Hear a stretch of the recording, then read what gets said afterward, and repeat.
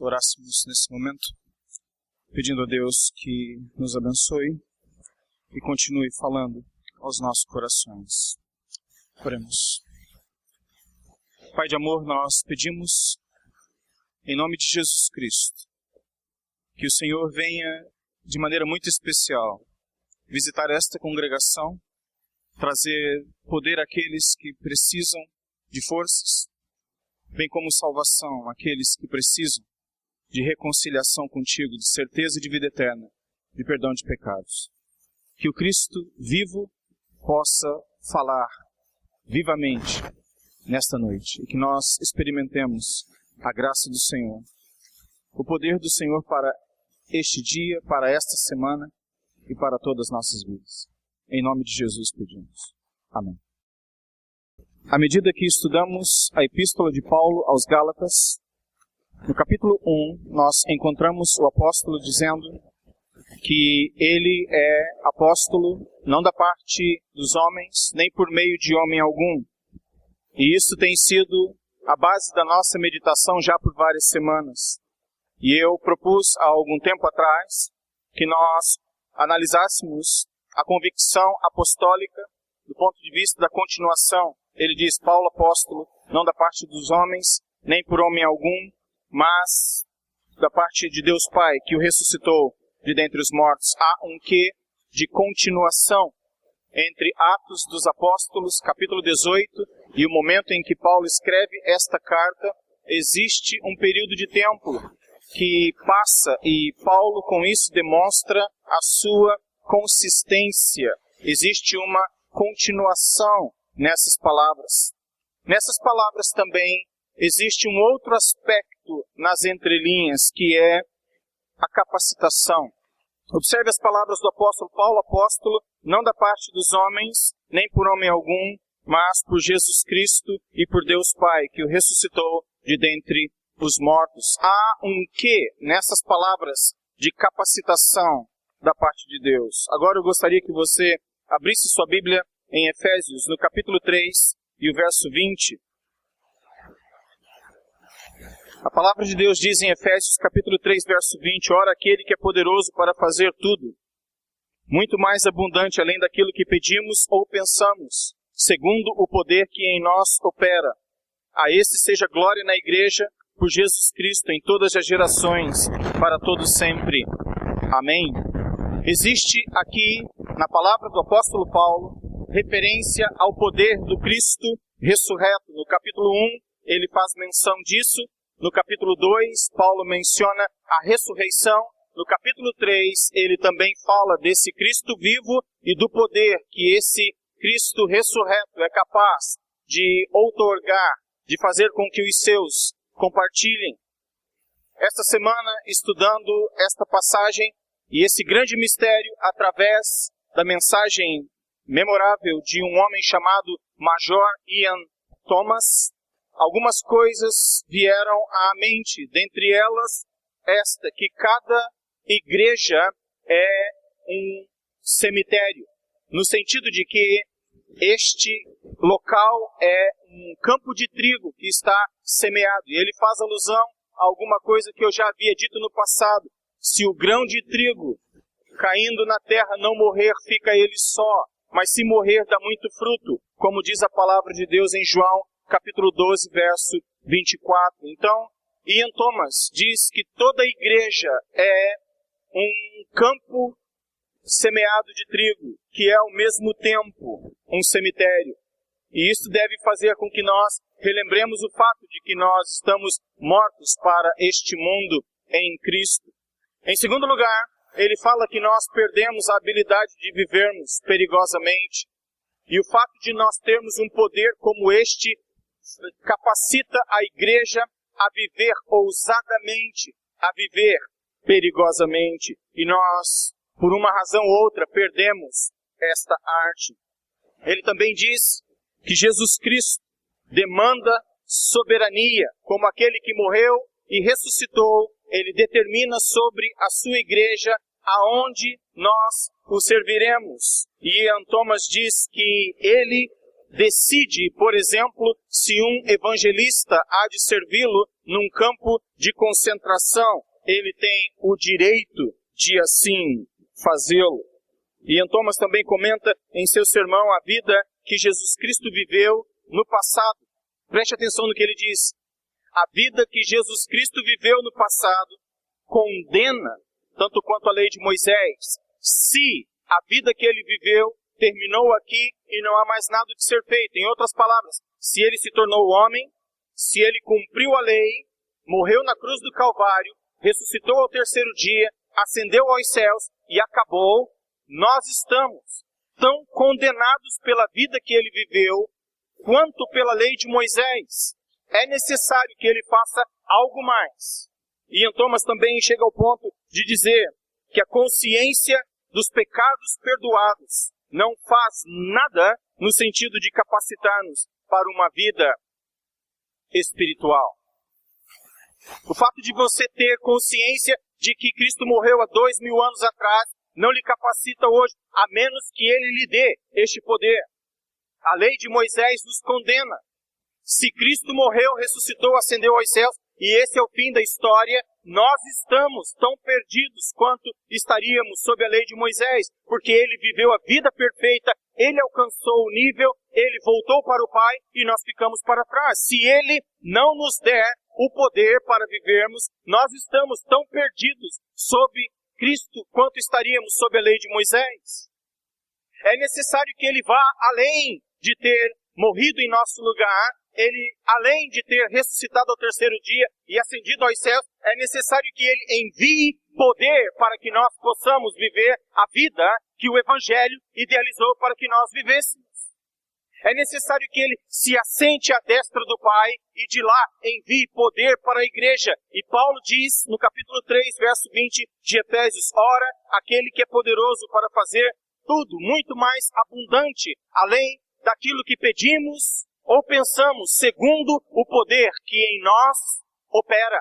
Ele ascendeu aos céus, ele assentou à destra do Pai, e ele fez questão de enviar poder para que a sua igreja pudesse viver a mesma vida que ele viveu. Assim, Ian Thomas termina o seu sermão com duas frases também memoráveis. E a primeira é esta: a vida que Jesus Cristo viveu o qualificou para a morte que ele morreu. A morte absolutamente única e especial. Tem o valor que tem por causa da vida que ele viveu. Ele cumpriu a lei perfeitamente. Então, a vida que Jesus Cristo viveu o qualificou para a morte que ele morreu. Mas se a história terminasse aí, não seria evangelho. Não seriam boas novas. Nós teríamos a lei de um lado e uma pessoa que viveu perfeitamente a lei, voltou para a glória celestial e nós aqui ficamos sem recursos. Nós estaríamos tão perdidos quanto. Então, a segunda frase de Ian Thomas é tão importante quanto a primeira. A morte que ele morreu, nos qualifica para a vida que ele viveu. Aqui está o segredo do Evangelho, que a morte que ele morreu nos capacita para a vida que ele viveu. Eu não posso morrer a morte que Cristo morreu, porque ninguém poderia tê-lo feito em meu lugar, nem eu mesmo. Mas a glória do Evangelho é que, não podendo morrer como Cristo morreu, eu posso viver como ele viveu. Esta é a glória do Evangelho. Estas são as boas novas do Evangelho. Porque para isto, ele nos deu poder. Jesus Cristo disse em Atos capítulo 1, verso 8, fiquem em Jerusalém até que do alto recebais poder. A palavra no grego ali é a mesma raiz para a palavra dinamite. É a mesma raiz para a palavra ou para a ideia de TNT. É algo que explode, é algo que elimina, que libera energia. É algo que faz com que a minha vida e a sua vida sejam diferentes. Que nós possamos viver a vida que Cristo viveu. Porque ele morreu a morte que ninguém poderia ter morrido. E isto nos qualifica. Porque ele, além de ter morrido em nosso lugar, a morte perfeita, ele nos dá o poder sobrenatural do Cristo mesmo ressurreto para que vivamos nos termos que Ele decidiu. Eu fiquei pensando essa semana sobre que poder é esse. E ouvindo e estudando um outro sermão, eu gostaria de que vocês abrissem suas Bíblias em Romanos capítulo 6, porque via de regra nós pensamos na aplicação do poder em nossas vidas, como que o poder do Cristo ressurreto atua em mim, atua em você. Mas a pergunta que eu fiz essa semana foi: qual a quantidade de poder, de energia que foi necessária para trazer Cristo de dentre os mortos? Obviamente que esse é um mistério, nós não temos como, em palavras humanas, descrevê-lo totalmente. Nós estamos em território sagrado, nós estamos numa área em que a lógica humana não pode oferecer respostas. Martin Lloyd-Jones fala que de todos os milagres, e milagre é algo que desobedece à ordem natural das coisas, quando o poder sobrenatural do Senhor intervém na rotina natural do meu dia a dia, um milagre acontece. Dr. Martin Lloyd-Jones diz que de todos os milagres, a ressurreição é o maior. E é importante que nós nos lembremos do poder que foi necessário para trazer Cristo de dentre os mortos. Romanos capítulo 6, verso 4. Romanos, no capítulo 6, e verso 4. De sorte que fomos sepultados com Ele pelo batismo na morte, para que, como Cristo foi ressuscitado dentre os mortos pela glória do Pai, assim andemos nós também em novidade de vida. Eu quero que você preste atenção na palavra glória. A palavra glória aqui, no original, ela descreve várias coisas, incluindo poder, a capacidade de fazer algo que ninguém mais pode fazer, majestade, brilho, esplendor, glória. Tudo isso está envolvido aqui, trazendo Cristo de dentre os mortos. Que poder é esse? É o poder do próprio Deus, é a presença do próprio Deus, a glória, a majestade, o esplendor, a capacidade de Deus de criar todas as coisas, de fazer novas todas as coisas. Os cientistas dizem que cada explosão no Sol, ou na face do Sol, é o equivalente a milhões ou milhares de bombas atômicas. Cada vez que existe uma explosão, ali é a energia liberada equivalente a milhares de bombas atômicas. Não, esse Deus que nós cremos é o Deus que criou todas essas coisas. Ora, se Ele tem poder para criar algo que numa explosão apenas, numa estrela apenas, num corpo celestial apenas, libera o equivalente a milhares de bombas atômicas, que Deus é esse? Que poder é esse? Porque foi esse poder, foi essa glória que trouxe Jesus de dentre os mortos. Ou volte a Romanos capítulo 6, verso 4. Pelo batismo na morte, para que, como Cristo foi ressuscitado dentre os mortos pela glória do Pai. Preste atenção na última parte do verso. Assim andemos nós em novidade de vida. Aqui está o ponto. Da mesma maneira, o mesmo poder que trouxe Cristo de dentre os mortos é o poder que Deus colocou à disposição da sua igreja para que nós vivêssemos a vida que o Filho de Deus viveu nesse mundo. Este é um poder. Este é um poder de fogo indescritível. E eu gostaria de deixar contigo 3 pensamentos acerca de Efésios capítulo 3, verso 20.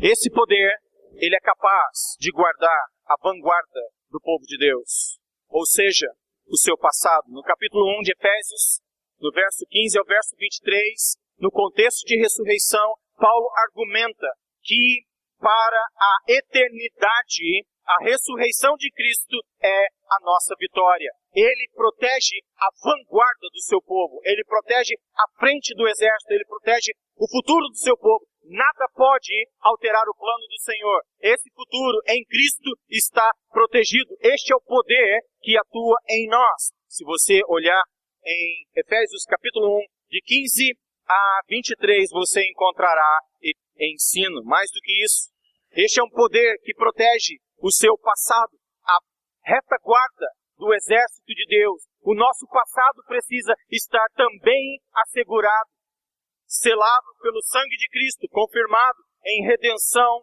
estabelecida no Calvário. Você vai para Efésios capítulo 2, de 1 a 10, e Paulo vai dizer, com referência à ressurreição, que o seu passado está resolvido. A vanguarda, o futuro do povo de Deus está seguro, a retaguarda está garantida, e nós agora temos o povo de Deus marchando nesse mundo, e hoje a guarda do povo de Deus está também estabelecida. Nós encontramos isso em Efésios 3, de 14 a 21.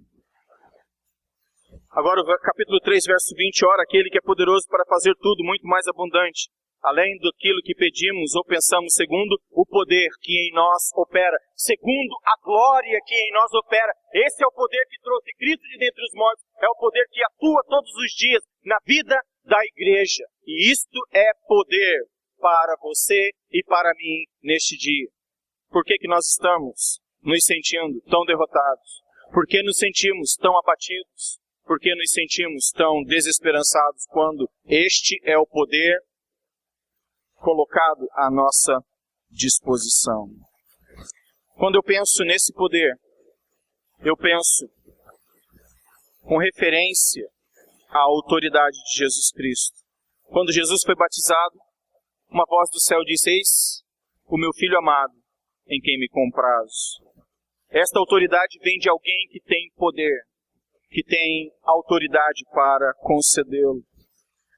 Quando eu penso nesse poder que está em mim atuando, em sua vida atuando, em nós como igreja atuando, eu penso na provisão de Deus. Observe só o que diz o texto. Ora, aquele que é poderoso. Quem é esse poderoso? Jesus Cristo, o Filho amado que morreu e ressuscitou dentre os mortos, o Deus Trino de Israel, Pai, Filho e Santo Espírito. Esse é o Deus que atua, é dele que vem o poder. Mas também esse poder opera generosamente. Ele atua além daquilo que eu posso pedir ou imaginar. Abra sua Bíblia em Mateus, capítulo 6.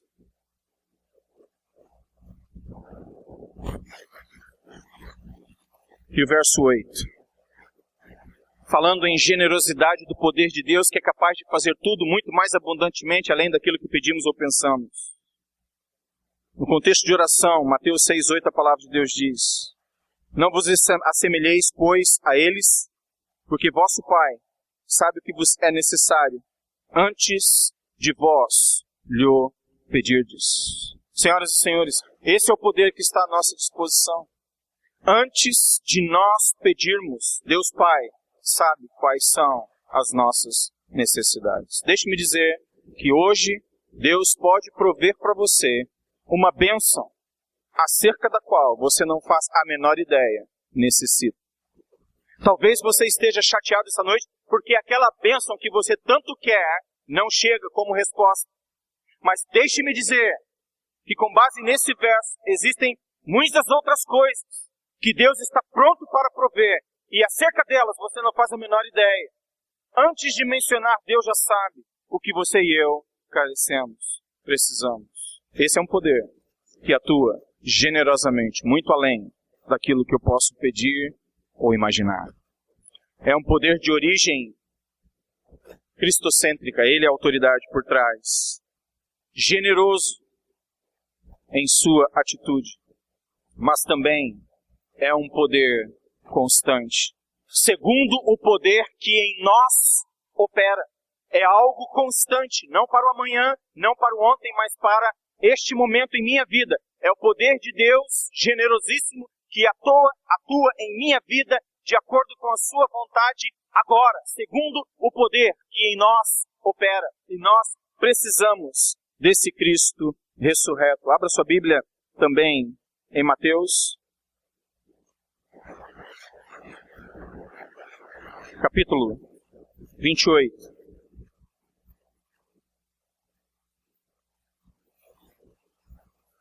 Verso 18. E chegando-se Jesus, falou-lhes dizendo, é-me dado todo o poder no céu e na terra. Portanto, ide, fazei discípulos de todas as nações, batizando-os em nome do Pai, do Filho e do Espírito Santo, ensinando-os a guardar todas as coisas que eu vos tenho mandado. E eis que estou convosco todos os dias, até a consumação dos séculos. Aqui está a origem do poder. Todo o poder me foi dado nos céus e na terra. Este poder é generosíssimo. Eu estarei com vocês todos os dias. É algo para hoje. Nós precisamos desse poder do Cristo ressurreto. Mas o poder do Cristo ressurreto fez outra coisa além de te capacitar para a vida que Cristo viveu. Ele fez algo fundamental. Antes de capacitá-lo para viver a vida que Cristo viveu, é necessário que você tenha os seus pecados perdoados. Cristo morreu. Se ele não tivesse ressuscitado de dentre os mortos, a morte de Cristo na cruz do Calvário 2000 anos atrás não passaria da morte de um outro judeu, esquecido talvez no tempo hoje. Mas porque ele ressuscitou e vivo está, ele garante o perdão dos seus pecados e dos meus pecados. Antes de você tentar viver a vida que Cristo viveu, é necessário receber o perdão que ele conquistou na cruz do Calvário. Depois, o poder virá capacitando-o para viver a vida que ele viveu. E agora, eu gostaria que nós orássemos, pedindo a bênção de Deus e a sua salvação sobre as nossas vidas. Senhor, nosso Deus e Pai, nós pedimos que o poder sobrenatural do Cristo ressurreto faça nessa noite aquilo que palavras não podem fazer. Que o poder do Senhor venha trazer esperança àqueles que estão desesperançados. Poder para esse dia, para que continuem firmes na caminhada. Mas essa noite, ó Deus, eu peço que haja regeneração de vidas no poder do Teu Espírito. Que haja nascimento de novo do Espírito do Senhor. Que haja regeneração de vidas e conversão de vidas pelo poder do Teu Espírito. Não queremos nada, Deus, de sentimento, nada de emoções superficiais. Nós queremos regeneração, conversões verdadeiras, arrependimentos genuínos. Cria isso em nós e conceda salvação esta noite a todo pecador que aqui esteja, sem poder para viver a vida, sem poder para resolver os pecados.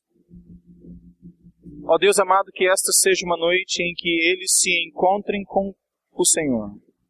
Pelo poder do Teu Espírito, encontrem Cristo crucificado, ressurreto dentre os mortos. Que o Teu poder atue nesse momento. É o que pedimos no nome de Jesus Cristo. Quero que você continue em atitude de oração. E eu gostaria de fazer um apelo, caminhando já para o fim. Existe alguém essa noite que decide e entende que precisa do perdão de Jesus Cristo? Sem Cristo não tem reconciliação com Deus Pai. Existe essa noite alguém que precisa de Cristo? Eu gostaria que você saísse do local onde você está e viesse até a frente. Nós estaremos orando contigo. Se você entende que é um pecador e precisa do poder do Cristo ressurreto para trazer salvação, para trazer reconciliação com um Deus que é generoso, mas um dia será juiz de toda a terra, eu quero que você saia de onde você está agora, em nome de Jesus Cristo, e venha até a frente. Deus abençoe, pode vir.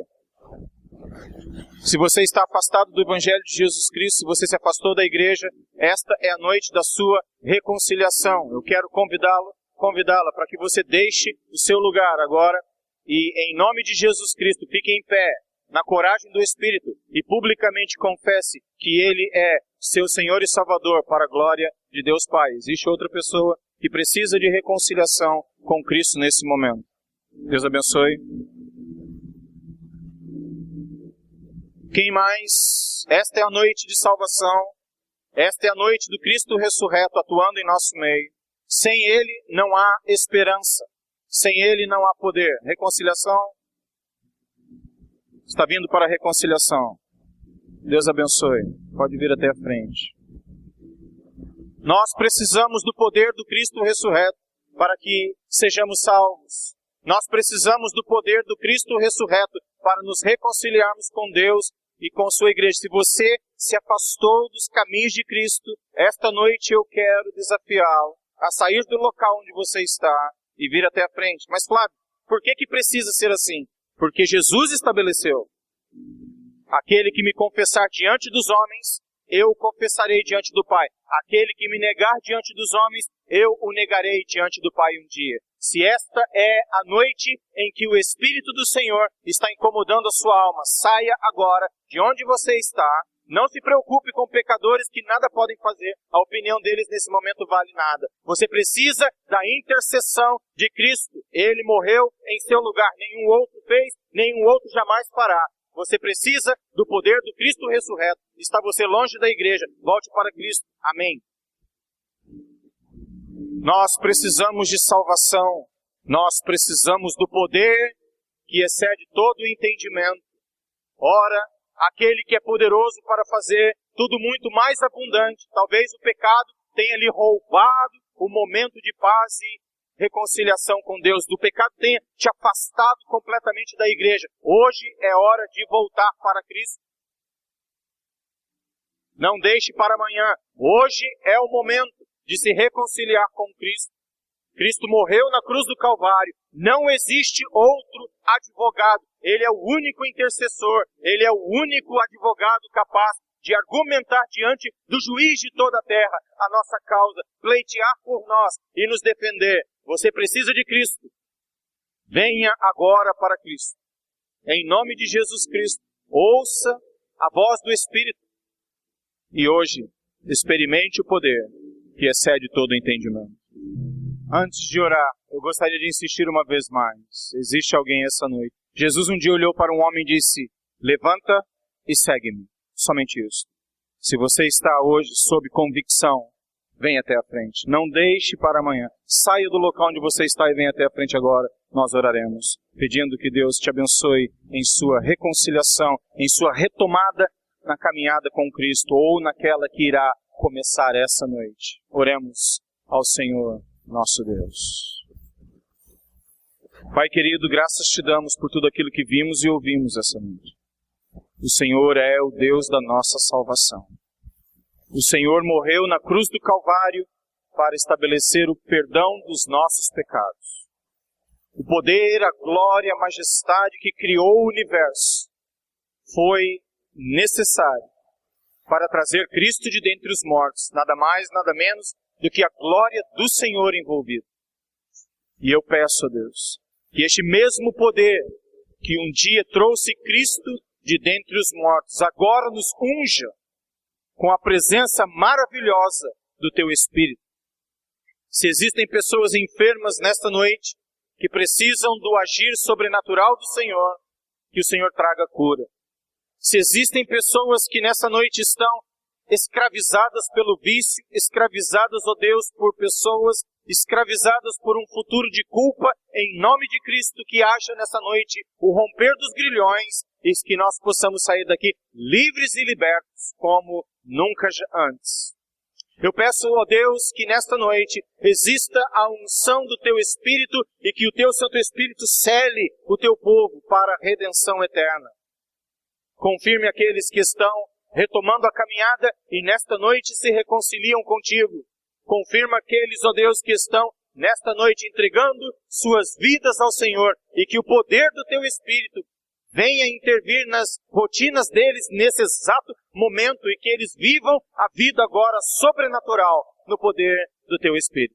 Ó Deus, que seja esta a realidade do Teu povo, vivendo o poder que excede todo o entendimento, que faz em nós hoje muito mais do que nós podemos pedir ou imaginar, segundo o poder do Senhor que em nós opera, que esse poder nos capacite nesta noite, nesta semana e para todo sempre. Unge-nos, é o que pedimos, com Teu Santo Espírito, em nome de Cristo. E agora,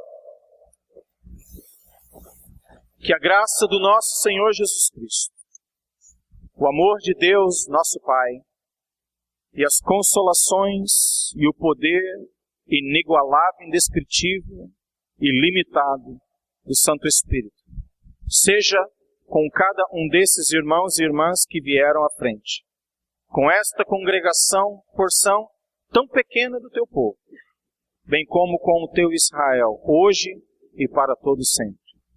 Amém.